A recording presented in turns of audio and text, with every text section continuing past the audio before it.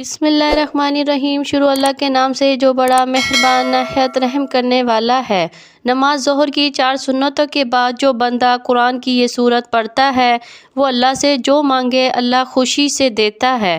السلام علیکم ورحمۃ اللہ وبرکاتہ۔ محترم ناظرین، جو بندہ نماز ظہر کی 4 سنتوں کے بعد قرآن کی یہ سورت 7 بار پڑھتا ہے تو اللہ تعالیٰ اس کی 1 2 نہیں بلکہ ہزاروں حاجتیں اور مرادیں پوری کرتا ہے۔ جو بھی منہ سے نکالے انشاءاللہ وہ مل جاتا ہے۔ ناظرین، حضور نبی کریم صلی اللہ علیہ وآلہ وسلم فرماتے ہیں کہ جس نے ظہر کی پہلی 4 رکعتیں پڑھی گویا اس نے تہجد کی 4 رکعتیں پڑھی۔ فجر کی سنت کے بعد ظہر کی پہلی 4 سنتوں کا بہت مرتبہ ہے۔ حدیث میں خاص ان کے بارے میں حضور صلی اللہ علیہ وآلہ وسلم نے ارشاد فرمایا کہ جو انہیں ترک کرے گا اسے میری شفاعت نصیب نہ ہوگی۔ جو بندہ 4 سنتوں کے بعد یہ سورت پڑھ کر جب دعا کے لیے ہاتھ اٹھائے گا تو وہ جو مانگے گا اسے ملے گا۔ حضرت ابن عباس کا بیان ہے کہ یہ قرآن مجید کی آخری سورت ہے، یعنی اس کے بعد کوئی بھی مکمل سورت حضور صلی اللہ علیہ وآلہ وسلم پر نازل نہیں ہوئی۔ حضور صلی اللہ علیہ وآلہ وسلم کو جب یہ خبر دی گئی کہ جب اللہ تعالیٰ کی نصرت آ جائے اور لوگ فوج در فوج دائرہ اسلام میں داخل ہونے لگے تو اس کا مطلب یہ ہے کہ وہ کام مکمل ہو گیا جس کے لیے آپ کو مبعوث کیا گیا تھا۔ آپ صلی اللہ علیہ وآلہ وسلم کو حکم دیا گیا اب آپ اللہ تعالیٰ کی تسبیح اور تہلیل میں لگ جائیے اور اللہ تعالیٰ کی طرف واپسی کی تیاری کیجیے اور اپنی امت کے لیے استغفار کیجیے۔ آپ دنیا کے سامنے یہ اسوہ پیش کیجیے کہ بڑی سے بڑی کامیابی اللہ تعالیٰ کی تائید اور نصرت کے بغیر ممکن نہیں۔ ایک بندہ بڑی سے بڑی کامیابی کے حصول کے بعد بھی غرور میں مبتلا ہونے کی بجائے ہمیشہ اللہ تعالیٰ سے اپنی کوتاہیوں کی معافی مانگتا ہے کہ جو کچھ میں نے کیا وہ سراسر اللہ تعالیٰ کی عطا و بخشش ہے۔ میرا احساس تو یہ ہے کہ میں وہ کچھ نہ کر سکا جو مجھے کرنا چاہیے تھا۔ ناظرین کرام، آج ہی ہر انسان پریشان ہے، کسی کو جانی پریشانی ہے تو کسی کو مالی ہوتی ہے، اسی طرح سے کسی کو منصب کی پریشانی ہے تو کسی کو عزت اور آبرو کی پریشانی ہوتی ہے۔ امیر کو اپنی کوٹھی میں پریشانی ہے، اس سے دولت سنبھالی نہیں جاتی تو غریب جھونپڑی میں کوئی روزگار اور حالات سے نالاں ہے۔ تقریباً ہر آدمی کسی نہ کسی فکر میں اور پریشانی میں مبتلا ہے۔ دلی سکون، قرار اور اطمینان حاصل کرنے کی ہر ایک اپنے ذہن اور اپنی سوچ کے مطابق اپنی پریشانی کی خود تشخیص کر کے ان کے علاج میں لگا رہتا ہے۔ کوئی اقتدار، منصب یا عہدے میں سکون تلاش کرتا ہے، مگر جب اسے مطلوبہ منصب مل جاتا ہے تو پتہ چلتا ہے کہ اس میں تو سکون نام کی کوئی چیز ہی نہیں ہے، بلکہ منصب کی ذمہ داریوں اور منصب کے زوال کے اندیشوں کی صورت میں اور زیادہ تفکرات ہیں۔ کسی نے سمجھا کہ سکون صرف مال اور دولت کی کثرت اور فراوانی میں ہی پوشیدہ ہے، مگر حقیقت یہ ہے کہ جن لوگوں کو یہ مال اور دولت حاصل ہو ان میں سے اکثر کا یہ حال ہے کہ کاروباری تفکرات، ترقی کا شوق، دن بہ دن بڑھتی ہوئی حرص اور تجارت میں نقصان کے اندیشوں سے ان کی راتوں کی نیندیں حرام ہیں۔ پھر کسی نے رقص کو باعث سکون جانا، مگر وقتی اور عارضی لذت کے بعد پھر بھی بے چینی اور اضطراب برقرار رہتا ہے۔ کسی نے منشیات کا سہارا لیا، مگر اس میں سے صرف عارضی دل بہلاوا ہی ہوتا ہے، عارضی فائدہ اور دائمی انسان۔ کسی نے نت نئے فیشن کر کے دل بہلانے کی کوشش کی، مگر سکون اور قرار نہ ملا۔ جبکہ دینی ذہن رکھنے والوں کا یہ خیال ہے کہ مختلف پریشانیوں اور مصیبتوں سے بچاؤ کا اصل طریقہ اور ان کا حقیقی علاج صرف ایک ہی ہے، اپنے آپ کو گنہگار، خطا کار، نافرمان اور قصوروار سمجھتے ہوئے اللہ تعالیٰ سے معافی مانگی جائے اور گناہوں کو چھوڑ کر اللہ تعالیٰ کو راضی کر لیا جائے، کیونکہ سکون اور راحت کے سب خزانے اللہ تعالیٰ کے پاس ہیں۔ اللہ تعالیٰ کے ذکر سے ہی بے قرار دلوں کو قرار ملتا ہے، وہی ان کا مالک ہے، اور جب مالک راضی ہوگا تو خوش ہو کر اپنی مملوک کے چیز سکون اور راحت اپنے فرما بردار بندوں کو عطا کرے گا، اور وہ مالک راضی ہوتا ہے۔ نافرمانی اور گناہوں کو چھوڑنے والا فرما برداری اختیار کرنے سے ہر آدمی جانتا ہے کہ ہر اچھے یا برے عمل کا رد عمل ضرور ہوتا ہے۔ دنیا میں پیش آنے والے حالات پر سب سے زیادہ اثر انداز ہونے والی چیز انسان کے اچھے یا برے اعمال ہیں، جن کا براہ راست تعلق اللہ تعالیٰ کی خوشنودی اور ناراضگی سے ہے۔ کسی واقعے اور حادثے کے طبعی اسباب جنہیں ہم دیکھتے، سنتے اور محسوس کرتے ہیں، وہ کسی اچھے یا برے واقعے کے لیے محض ظاہری سبب کے درجے میں ہیں۔ سادہ لوگ حواس اور افعال کو صرف اور ظاہری اسباب سے جوڑتے اور پھر اسی اعتبار سے ان حواس سے بچاؤ کی تدابیر بھی اختیار کرنے کی کوشش کرتے ہیں۔ حقیقی اسباب ہمارے نیک اور بد اعمال ہوتے ہیں۔ ہر تکلیف اور آزمائش، سہولت اور خوشی اللہ تعالیٰ کی طرف سے ہی آتی ہے، اس لیے پریشانی اور مصائب کا حل رجوع اللہ ہے، یعنی اللہ کی طرف سے متوجہ ہونا، اللہ تعالیٰ کی طرف توبہ استغفار کے ذریعے بھی متوجہ ہوں اور اپنے مسائل کا حل اللہ تعالیٰ کے حوالے کر دیں۔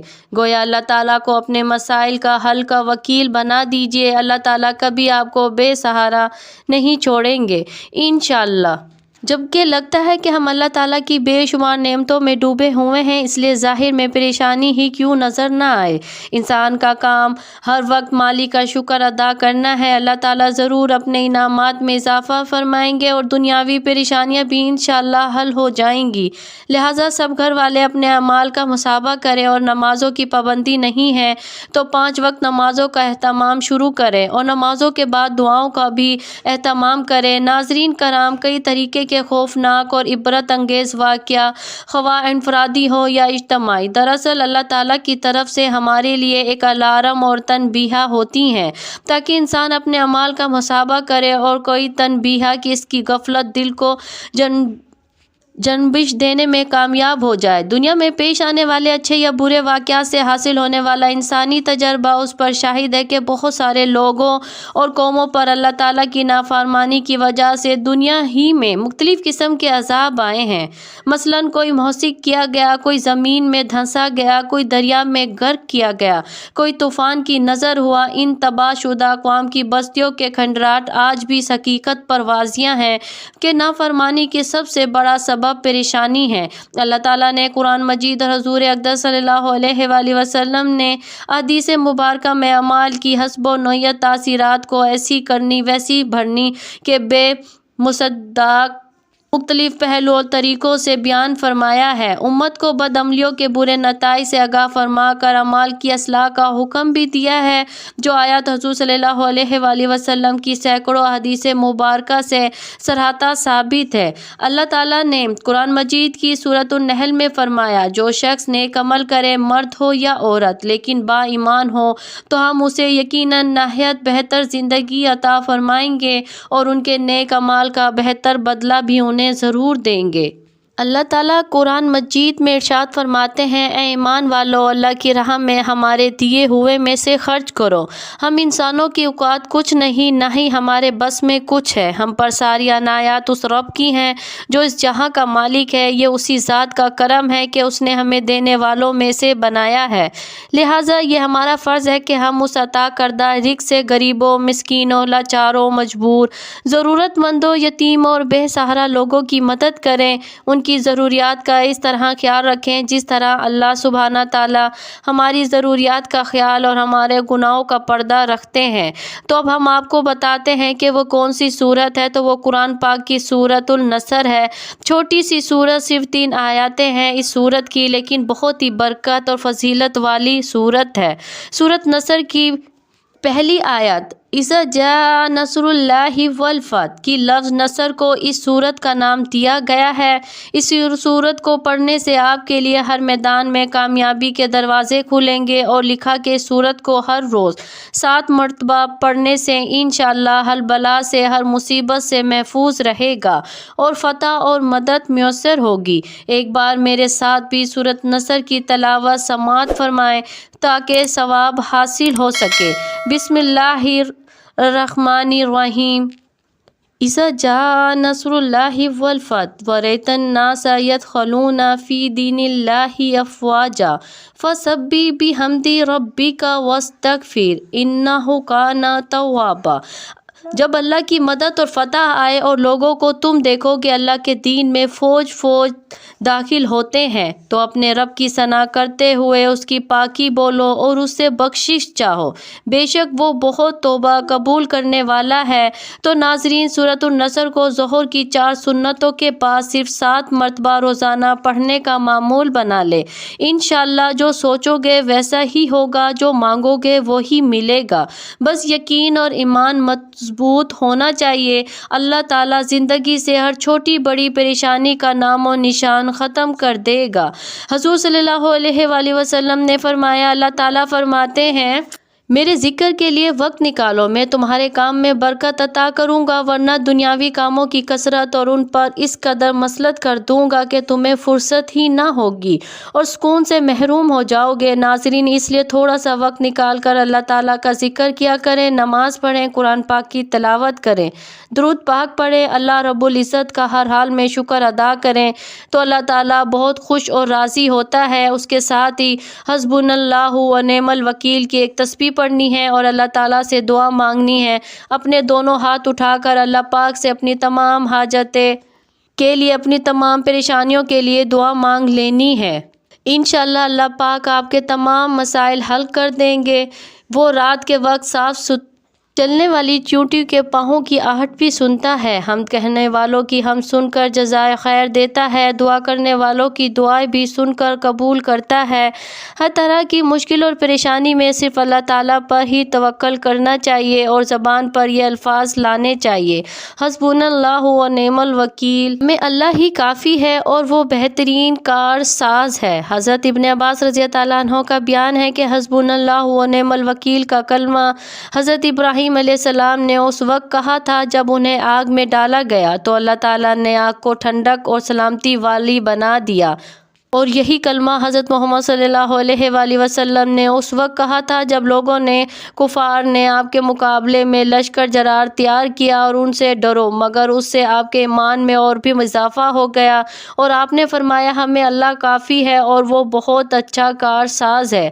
حضرت ابو ہریرہ رضی اللہ عنہ نبی صلی اللہ علیہ وآلہ وسلم روایت کرتے ہیں کہ آپ صلی اللہ علیہ وآلہ وسلم نے فرمایا کہ ایک تاجر لوگوں کو قرض دیتا تھا، جب کسی کو تنگ دست پاتا تو اپنے نوجوانوں سے کہتا کہ اس کو معاف کر دو، شاید کہ اللہ تعالیٰ ہم لوگوں کو بھی معاف کر دے، چنانچہ اللہ تعالیٰ نے اس کو بھی معاف کر دیا۔ حضرت ابو ہریرہ رضی اللہ عنہ سے روایت ہے کہ رسول اللہ صلی اللہ علیہ وآلہ وسلم کی خدمت میں ایک دیہاتی آیا، اس نے عرض کیا، اے اللہ کے رسول صلی اللہ علیہ وآلہ وسلم، مجھے کوئی ایسا کام بتا دیجئے کہ اگر میں اس پر عمل پیرا ہوں تو جنت میں داخل ہو جاؤں۔ تو آپ صلی اللہ علیہ وآلہ وسلم نے فرمایا، اللہ تعالیٰ کی عبادت کرو، اس کے ساتھ کسی کو شریک نہ کرو، نماز پابندی سے پڑھو اور فرض کی گئی زکوٰۃ ادا کرو اور رمضان کے روزے رکھو۔ دیہاتی نے یہ سن کر کہا، قسم ہے اس اللہ کی جس کے دستے قدرت میں میری جان ہے، میں کبھی اس میں کمی بیشی نہیں کروں گا۔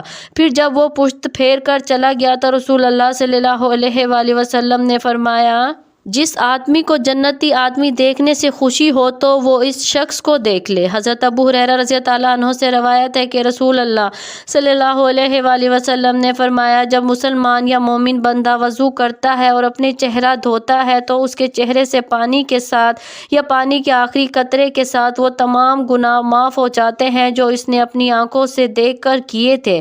پھر جب وہ اپنے ہاتھ دھوتا ہے تو پانی کے ساتھ یا پانی کے آخری قطرے کے ساتھ اس کے وہ تمام گناہ معاف ہو جاتے ہیں جو اس کے ہاتھوں نے کیے تھے۔ پھر جب وہ اپنے پاؤں دھوتا ہے تو پانی کے ساتھ یا پانی کے آخری قطرے کے ساتھ اس کے وہ تمام گناہ معاف ہو جاتے ہیں جو اس کے پاؤں نے چل کر کیے تھے، حتیٰ کہ وہ گناہوں سے پاک صاف ہو جاتا ہے۔ حضرت ابو ہریرہ رضی اللہ عنہ نے کہا کہ رسول اللہ صلی اللہ علیہ وآلہ وسلم کہ اللہ فرماتا ہے کہ 3 قسم کے لوگ ایسے ہیں جن کا قیامت میں خود مدعی بنوں گا، ایک تو وہ شخص جس نے میرا نام پر عہد کیا اور پھر وہ وعدہ خلافی کی، دوسرا وہ جس نے کسی آزاد آدمی کو بیچ کر اس کی قیمت کھائی، اور تیسرا وہ شخص جس نے کسی کو مزدور کیا، پھر کام تو اس سے پورا لیا لیکن اس کی مزدوری نہ دی۔ بندے کی دعا اس وقت تک قبول ہوتی رہتی ہے جب تک کہ وہ گناہ یا صلہ رحمی کے خلاف دعا نہ کرے اور جب تک وہ جلد بازی کا مظاہرہ نہ کرے۔ صحابہ رضی اللہ عنہ علیم الاجمعین نے عرض کیا، جلد بازی کرنا کیا ہے اے اللہ کے رسول؟ تو ارشاد فرمایا، جلد بازی یہ کہنے لگے کہ میں نے دعا کی اور دعا کی لیکن مجھے اپنی دعا کی قبولیت ہوتی ہوئی دکھائی نہیں دیتی، بس وہ پھر حسرت کا شکار ہو جاتا ہے اور دعا کرنا چھوڑ دیتا ہے۔ حضرت ابو ہریرہ رضی اللہ عنہ سے روایت ہے کہ رسالت مآب صلی اللہ علیہ وآلہ وسلم نے فرمایا، جس نے سورج کی مغرب سے طلوع ہونے سے پہلے پہلے توبہ کر لی تو اللہ اس کی توبہ قبول کر لیں گے۔ اللہ تعالیٰ سے دعا ہے کہ اے کل جہاں کے مالک، ہم سب کو نماز اور قرآن پڑھ کر تیرا شکر ادا کرنے اور بہتر عمل کرنے کی توفیق دے۔ ناظرین کمنٹس میں آمین لکھ کر ویڈیو کو لائک اور شیئر ضرور کر دینا۔ جزاک اللہ خیر۔